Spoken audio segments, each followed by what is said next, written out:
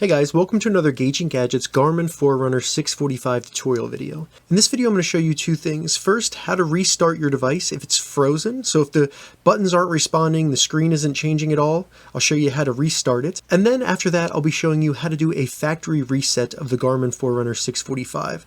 So that'd be something you'd want to do if you're going to be selling your device, or if it's not been working correctly and you want to see if maybe wiping it clean and bring it back to the factory settings can fix those issues. So first, if the 645 is frozen and not responding, all you need to do is hold down the light button for 15 seconds.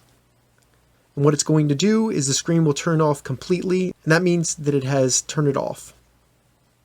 So now once it's turned off, just hold down the light button for a second or two and you'll see the Garmin emblem, and that means it's turning back on. So right there you just resolved any issues with the Garmin Forerunner 645 being frozen or not responding.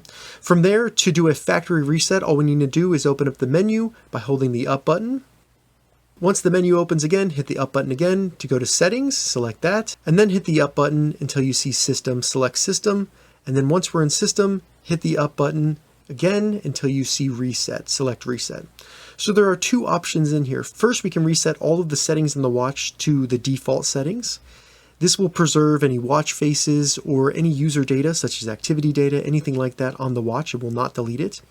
But if you want to do a full factory reset, that's going to be your next option, which is delete data and reset settings. So we'll select that. It's going to warn us that everything will be deleted from the watch. Select the down button to continue, and then select yes.